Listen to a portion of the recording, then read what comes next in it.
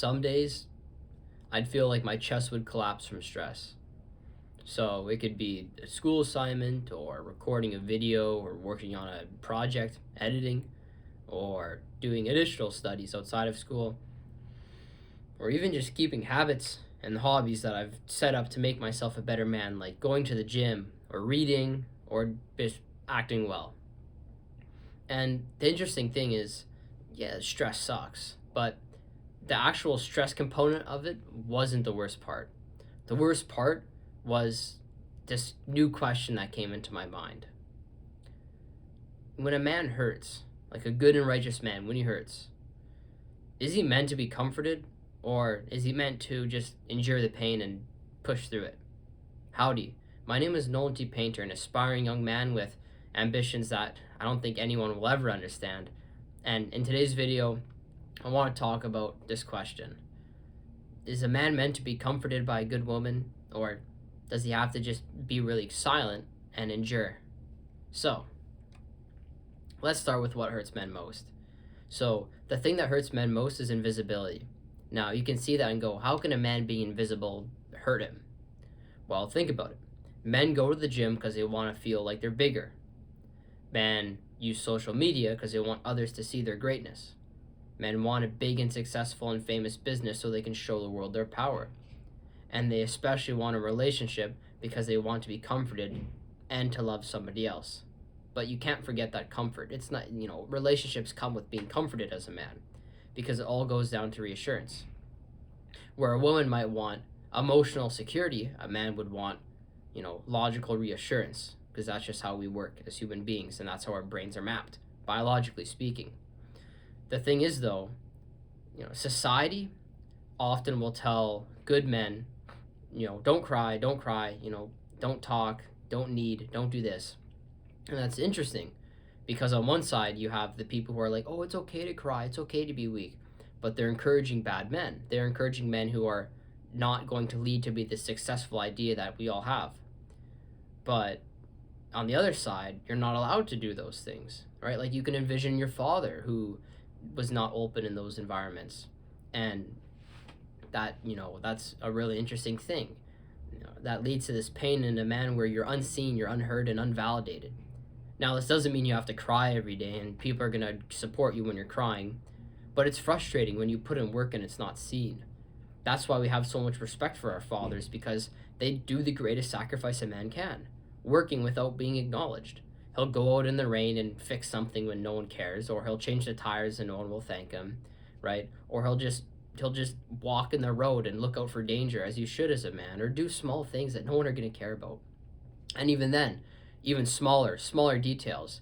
If you're taking a woman out on a date, you're going to go absolutely crazy and think all these things and have all these desires and all these promises for her.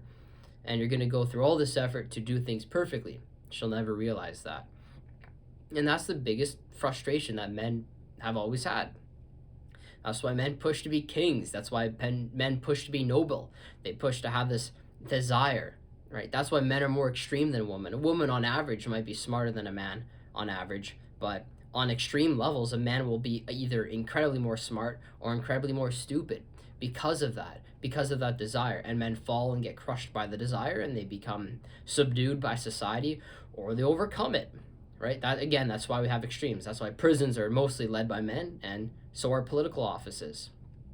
Anyways, so it's because society tells men, good men, that they can't cry, they don't need to talk, and they shouldn't desire, they shouldn't have their desires. They're submitting men, which is a problem. So men really learn to bury their emotions. And even though in society we say it's okay a man to cry, it's okay to be feminine, right? Which is number one, that's bad, because we shouldn't make more feminine men. But B, that pushes away the men who really want to be good. So you get this group of good men, and then they fall for what society also says, which is man up, or don't cry, or you're not strong. And here's the difficult thing, and I'm gonna touch on this in some detail here.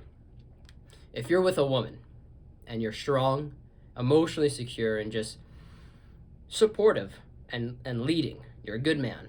She'll have strength in you, and she'll have faith in you, because a woman, like a sixth sense, naturally draws to safety, emotional safety, spiritual safety, physical safety, whatever it is. she'll be naturally drawn to safety. Women actually spend a lot of energy, way more than men will realize, pulling themselves to safe locations and safe individuals. So by consequence, that can be you. Now, when a man, even in a perfect environment where the girl is like, it's okay, man, you're like allowed to be vulnerable, I'll support you, this is a trap. Not because the woman is malicious, not because all women are evil, but because when you're sitting down with your partner and you're venting or you're crying or you're sobbing and like your parents like could have just died, like something horrible, or maybe your feelings were hurt because she said something mean, whatever it is, you're upset, that will basically push her away, which is frustrating. And it doesn't matter if she says she's smart or if she says she's aware or if she says she will support you, it will in fact push her away. Why? Well, because a woman is drawn to safety. And when you're a man who's scared or afraid or hurt or crying or, God forbid, any emotion other than just stoic and pure, then it shows that you're not able to lead, you're not able to be protective or provide. And that naturally pushes a woman away, which sucks. So a really good woman is able to realize that, push through it, and support, and that will foster your relationship even more. I was blessed with someone who did these things, but now realizing this, it's still frustrating nonetheless, because how can I be vulnerable with someone who's going to likely, biologically speaking, just push me away as a result of my vulnerability, as my vulnerability as a man proves my inadequacy to be a good man. So because of this, because people say man up, because people say just focus in, and because naturally women will push us away when we are vulnerable, we don't have someone to lean on. Like, they don't exist for good men. For weak men, there's people to lean on everywhere, but that's because they're weak men. There's no room for good men to do those things. So men bury their emotions. They don't want to, though, but they just do. They've been told by their own survival instincts that they need to. They depend on it. They have no choice. And they see their father do it, and they see their father's father do it. So it only makes sense. So that's why you get men who are quiet. That's why you get men who don't talk about themselves or their feelings because of that, right? And it's frustrating because you get this weird, like really weird dichotomy between a man who's able to be weak and emotional and a man who's able to be strong and emotionally silent. And this is really difficult because, at least so far, I found in my journey, a good man is emotionally silent to a certain degree. So a good man is a man who's not going to weep, he's not going to sob, he's not going to cry, he's not going to be weak in the eyes of his woman. But he's not going to be emotionally cold and completely silent and shut out. And what this means is all his negativity, he fosters and turns into positivity for his woman. I'm really sad. I'm having a tough time. Oh, shift that over. I love you. I care for you a lot. You're beautiful. You're everything I could have ever wanted, right? That shift allows the man to turn all of his negativity into positivity. So he actually is very emotional in the sense that he's incredibly loving, he's incredibly endearing, and he's incredibly caring and protective and so more. And that comes from his emotions, that comes from his pureness, right? The thing is, though, there's a double standard. He can only have his positive emotions, and the moment he falls in his negativity is the moment he falls apart. So we have another conundrum here. So we've learned so far, real pain doesn't just disappear through motion, but it really festers in it, like it's built inside of the man because he's stuck, he's split, right? You know, he can turn his bad pain into kindness and empathy and stuff a woman would appreciate, but you know, we're still not answering that question, because maybe if his feelings are hurt, then that's one thing, but if he has a really really really thick, like, you know, traumatizing event in his life, you can't just like flip that around so easily, right? And it will stay with you, especially if it's connected to your relationship, because if you're dating someone and you really care for them, you love them, like a sacrificial love, a good pure manly love, you're not going to hide them away from what you're scared of, right? If you're scared she's going to cheat, you're going to tell her. If you're scared she's going to dress inappropriately, you're going to tell her. So how can we validate these things, or how can we reassure these things, which is the better word for a man, reassure these things? How can we reassure these things, you know, without being that vulnerable, scared man who's going to scare and intimidate his woman, right? How can we do that? How is it possible, right? And we can't hide all these things too, because like I said, the man who just hides his pain will become emotionally numb, and thus he can't connect and lead, which sucks because you can't connect and lead if you're too emotional, and if you're not emotional enough, you also can't connect and lead, right? But we do know so far that a man who never acknowledges his pain is like a dam that never releases its water, so it'll break eventually and it'll burst. And we've seen this happen. Think of any Hollywood movie that wants to interpret men poorly, or divorces, or drunken fathers. They're hurt people, and because of what society tells them, they bottle this stuff up and then it bursts. So I guess it's important as a man to find ways to healthily express yourself that don't push the woman away, don't show you're a poor leader, and somehow is actually benefiting. So I gotta figure that out, which is a little tough. So where does a good woman play into all this? How does a good woman help? Because the easy solution is, a good woman, but she can't do the work. She can't do all the work. A man's got to lead. So what does she do? Well, a good woman, she's not going to fix your pain. She's not going to solve your problems. That's your job. But she will stand beside you when you fix it. A really good woman, like I'm smiling saying this because that's how giddy I am thinking about it. A really, really good woman will stand beside you throughout all your pain, not run away and go, you got to fix this, and I'll support you when you fix it. She won't solve your problem. That's your responsibility as a man, but she'll sit you through it. She doesn't need you to be perfect. She'll recognize that no man is perfect, but we can strive to be there. And she just needs to know that you're still trying. Whether it's an addiction, whether it's and by addiction, that could be anything. Like you eat the wrong things, you lust, right? You fornicate.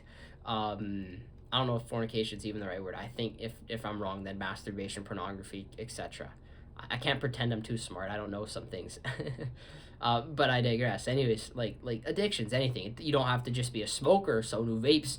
You can be someone who just does the wrong things and sin in some way, right? We're not perfect, and we make mistakes, and a good woman will try and make you that much closer to perfection, right?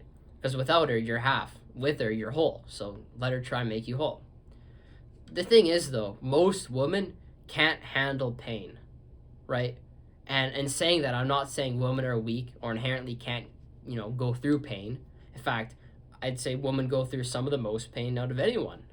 Childbirth is a big piece of pain. Their sense of lack of security without a man is a big sense of pain. They're incredibly emotional, and when unhealthy, they're driven horribly. But, they can't handle a man's pain because a man's pain isn't allowed to be expressed, right? We see women often cry and be very expressive with their emotion. Men can't. So how can a woman support a man's pain without actually expressing it herself, right? A woman would completely crumble if she was a man because she wouldn't be allowed to express the things which she's concerned about. So they can't handle that whole sense of manliness. I don't know, it's kind of hard to explain, but I'm sure you understand. They can't handle it because they're women, but that's what makes them beautiful. The best part about a woman is that she's not a man, right? So we don't love women because they're men, we love them because they're women, so we appreciate them regardless. But anyways, so this good woman who will come into your life, she also can't handle your pain, because at the end of the day, she's a woman. But she also can't handle a man who gives up on his pain. So she won't appreciate a man who just gives up on the senselessness, who's not, instead of steadfast, or instead of steady, instead of this rigid man who's going to conquer his difficulties, he gives up. And she'll throw you away because you threw yourself away already. So what right does she have to help you? So, yeah, well, pain makes you more human. Pain makes you more relatable. A woman, won't be able to support your pain alone. So you need to do it. You need to hold your pain up first for her to support it. Think of yourself as the foundation of the building, and she's just the struts or the supports. You hold the building up, but she'll help you with the building, and she'll make it steadier, right? A woman especially will fear a man who can't control his pain, right? I've told you before, she'll fear a man because the man is unsafe in the sense that he has no emotional control. But if he can't get over his pain and his addiction, well, then how safe are you then? You're probably pretty dangerous. And maybe not dangerous in the sense that you'll be harmful or lash out, but are you going to provide a good life? Are you going to be a good father or a good role model? No, because you yourself can't get over your own difficulties. So what right do you have to have a woman be invited into your life and support you? So a good woman won't walk away from those events, but she'll walk away if you refuse to heal. So what does a man do? What does a good man do in these situations, right? We know he's got this weird choice between not enough emotion and too much emotion, and this weird imbalance between, needing to be nice and do all the right things, and if he tries to be, honest with his own sadness, he'll push a woman away, but also a good woman will help him. But also if he doesn't help himself, then a good woman will just push him away. But also, what's his job at the end of the day? Well, we know a man has to overcome these difficulties. That's why people say a man should just go on his own and then improve on his own and then be ready for a relationship. That's why society says, oh, a man should be good and then be with a woman, right? Because then, a woman shouldn't micromanage your life. She should support your life. That's your job. So a good man in this context, he'll know when to speak and when to endure. He'll be able to separate the distances, or he'll be able to separate the moments in his life when it's a good time. And this is important because a lot of men want to just talk it as soon as they feel comfortable. But as a good man, you need to recognize your own comfort and the comfort of your partner. So you could be comfortable about talking with these things, but you're not leading her in this good, truthful way if she's not comfortable, right? This is because a man, when he leads in truth, right? Not his emotions. So just because you feel comfortable doesn't mean it's the right situation. You need to humble yourself and just go, I'll talk about it a bit later type of deal, right? Makes sense? So, I'll give a really clear example.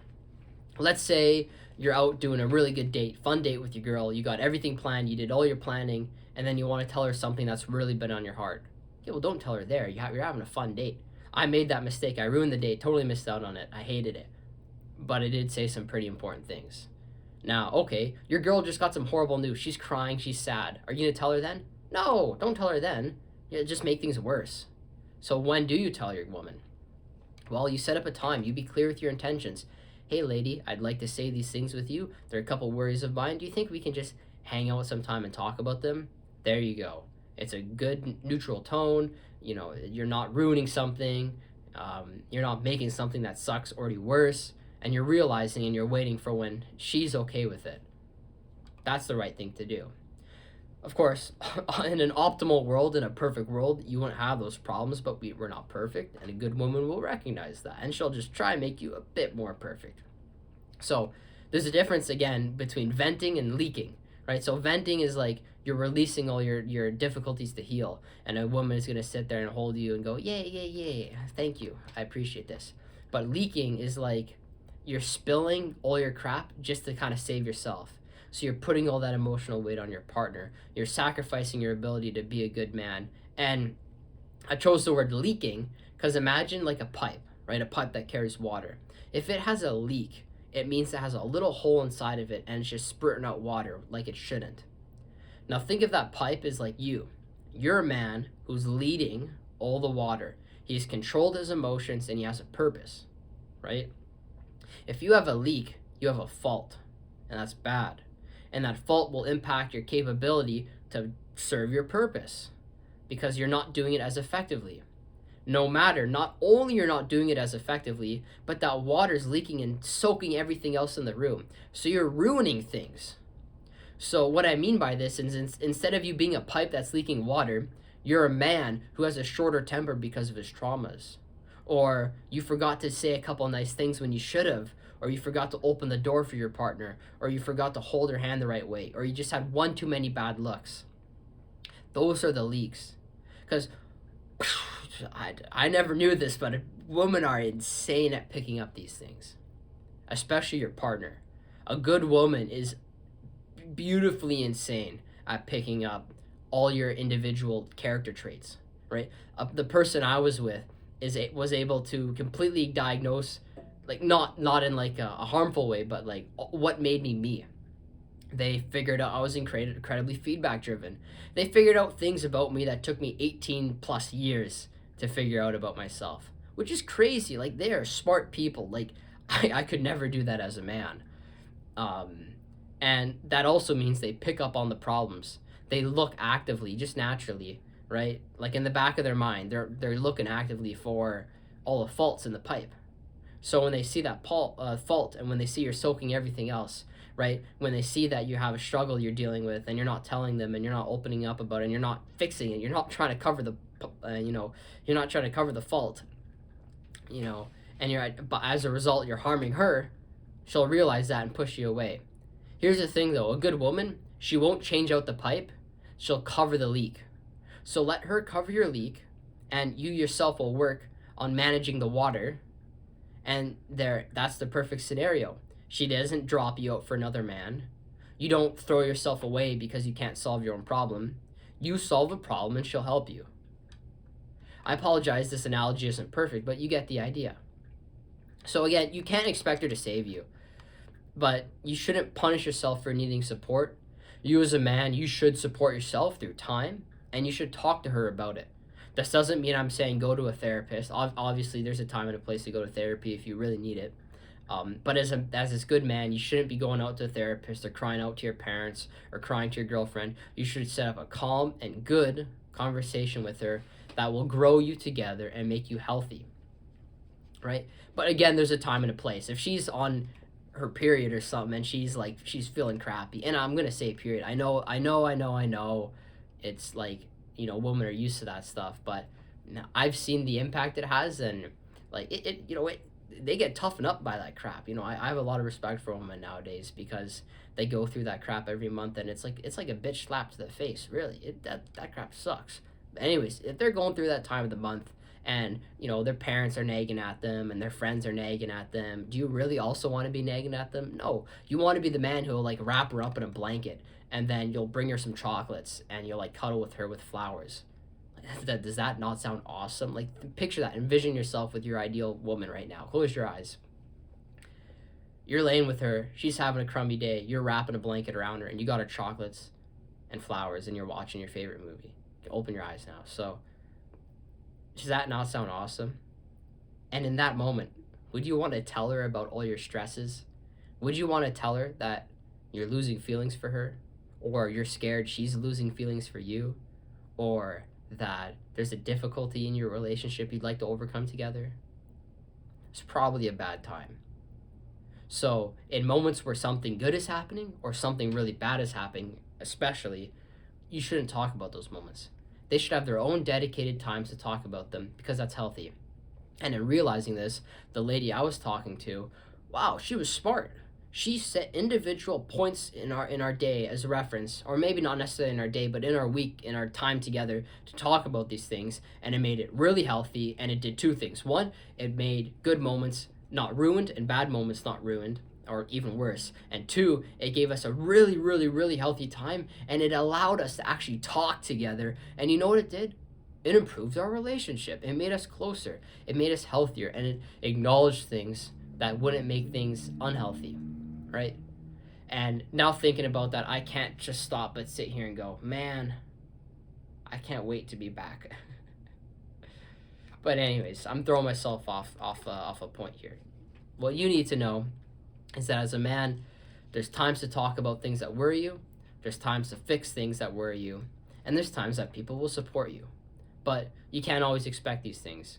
And you also have to realize powering through pain is really noble, right? But there's a time to power through your pain, and there's a time to process pain that will make you wiser. Here's another example.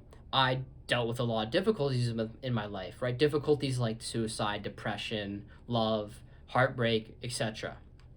And I powered through a lot of that pain. I'm in class and I'm having an anxiety attack or a panic attack to the point where I'm shaking and sweating. I have to power through it. I'm in class. I gotta do classwork, right? Or I'm sleeping. Okay, I just gotta power through it. I gotta go to bed, right? I can't sit and reflect right now. I gotta sleep. I gotta get up for school tomorrow. Or I'm out with friends, or trying to meet friends, or I'm working on a project, right? Or if I'm with a lady, not that I have been with a lady. I've been with 0 ladies while I've been out for school. God bless. But if I were to be out with the lady I was talking to, the one and only, the love of my life, I wouldn't I'd power through those things, right? Oh, my legs hurt. Shut up, boy. thug it out. Oh, my back is, bugging me. Shut up. My arm hurts. Shut up, right? And I'm saying those things not because it's wrong to feel pain. It's totally okay to feel pain as a guy. That's natural. But, you got to thug it out just for a bit longer. And I'm not saying that because it's wrong to vent. It's wrong to reflect. But in those moments, what makes a man is that he leads in truth. And people think, oh yeah, leading in truth, that means I'm not going to be selfish and whatnot. No. Leading in truth means you're not going to be selfish. It means when you're in pain, you're going to subdue that pain and push through it. When you want to talk about something, you'll wait and find the right moment when she wants to talk about something, and etc. and so much more. It's about the little things. That's what it means to lead in truth. Always being perfect. That's hard though, so we make mistakes and a good woman will support us. But anyways, so I just told you to power through all this pain. Okay, so when are you allowed to not power through it?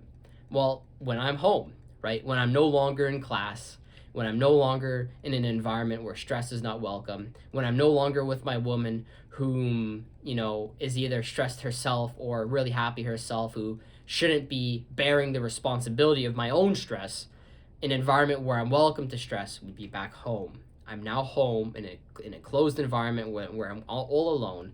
That's when I can stress. That's when I can process. That's when I do things like make a journal, and I'll write in the journal and write, today I was stressed. Why was I stressed? Because I was missing my friend, my lady friend from back home. Why do I miss her? Because I love her, right? Why am I hurt? I'm hurt because of this. I'm hurt because of this. Or I want my grades to be better, or this and that, right? Now, I don't journal as often anymore. I do something a bit more unconventional. I make videos. Now, am I making a video in a classroom right now? No. Am I making a video when talking to a lady? No. Am I making a video while doing something important? No. I'm at home. I'm in a closed environment, and that's how I'm processing and reflecting and having this well, I guess just reflection with myself. It allows me to be smarter. It allows me to grow more as a man. And it has the additional benefit of teaching you, the viewer, who just would care to watch the video, all the things I'm learning. So doesn't that sound awesome? Right?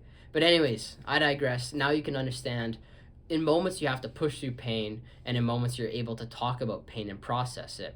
And that's exactly like what I said earlier with the woman. Are you going to tell her all these crummy things when you're at a high point or a low point? No, you'll set a time for a good point. That's when you talk about these things. My apologies, I just recorded for another 10 minutes and realized my phone overheated. That's fun. But anyways, I believe I was talking about how you can't expect women to pull you out of environments of pain. You yourself need to work through these pain to be better. And I talked about how there's good environments and bad environments to discuss your pain and be in moments of pain and moments of stress.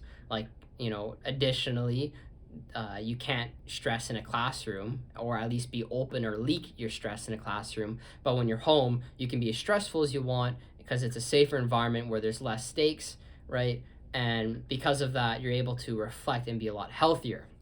Because a good man doesn't just hide his pain to look strong. He's going to use his pain to learn how to hold his strength and be stronger overall. And this is where we move into, which is the next few things. So pain reveals where we need to work. Pain reveals where there's inadequacies in our life.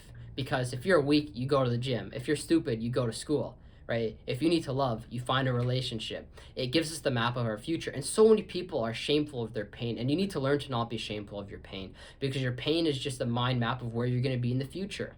So if you take your pain and use it to become stronger, let all your downsides now become the best things that make you who you are in the future. And discipline is born from that, because pain motivates us to work hard, and that motivation becomes discipline because we really don't want to become painful again. And pain without the reflection, like these videos that I'm making or like journaling, it just becomes suffering. And I don't want men to suffer. I don't want men and young boys to go out here thinking that they're not allowed to express their pain. They just can't express it when they're out in the office, or in a classroom, or when they're with their family, or God forbid, when they're with a woman, especially if they're in a moment of a really good time or a really bad time. That's not a good time. You need to make a good time to share your pain, right? So you're supposed to learn from what hurts. You're not supposed to live in it. You're supposed to take all this pain, and what makes a good man is that he's actually able to learn from the pain. Because what's the point if you're not learning? You're just living a crappy life. And So the reason why pain pushes people away is because few people know how to stand beside it. The average Joe doesn't want to be with you because he doesn't think you're reliable. The average chick doesn't want to be with you because you're not safe, because you're too busy complaining about life rather than just leading her truly. And that's the interesting thing. I don't know if this was cut off, but in case it was, a man who leads in truth isn't what you think it is. People think truth is like, oh yeah, I won't be selfish or I'll do what she wants. No, no, no.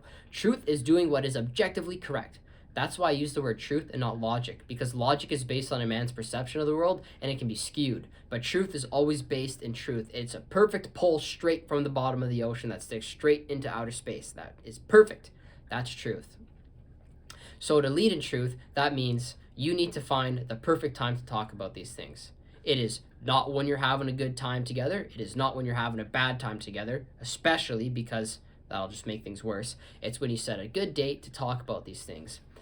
You're not supposed to stress, and you will stress, which is normal, in a classroom when you're taking a test, or when you're out with your family, when you should be with them, right? And you shouldn't be breaking in those points. But, how do we manage these things? Because eventually, if you don't manage it at all, you will break in those moments and you will push people away. Well, you do it when you're at home. You do it when you're safe. You do it when you're able to do it in a constructive manner that, best part, helps people.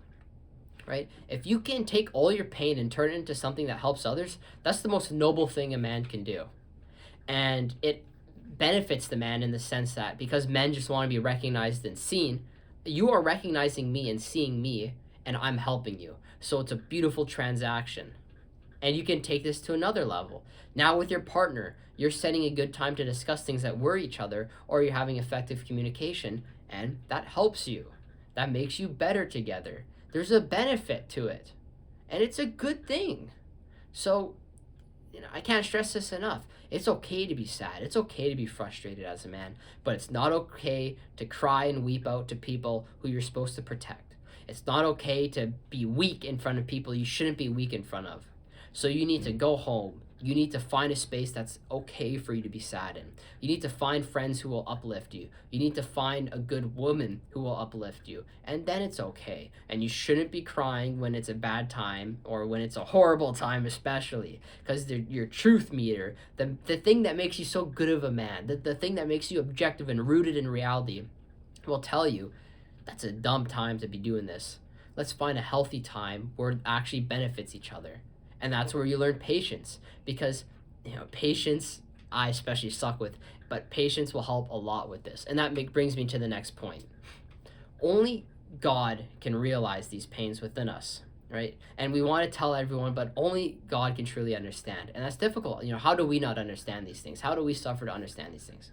Well, it's taken me over 18 years to finally start to grasp the importance of these pains and why God allows for these pains. So excuse me for a moment to explain this, but it is important because pain prepares us. It's not a punishment, right? People like to think God is going, oh yeah, screw that guy right there. But the truth is, I love that guy right there. I'm preparing him for something, right? It's a man who can suffer with grace, love with patience.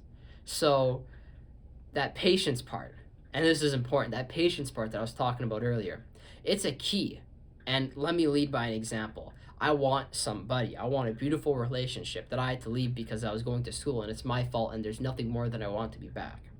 And a good man at that too. I don't want to come back a bad man. But how am I supposed to appreciate the things? If I was taken through a prolonged period of time without, then imagine how appreciative I would be with.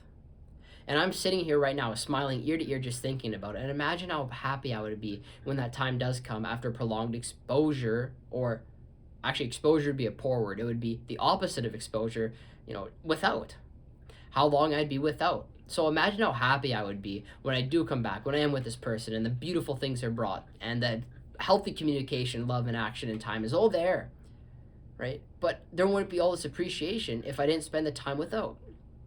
And here's another thing. God doesn't punish you, but he's preparing you. If you want to go to the gym and be stronger, you have to lift weights. If you want to be smarter, you have to prepare for a test. If you want to have a relationship, you need to learn to love. And in doing that, it takes time. And time sucks because we're impatient.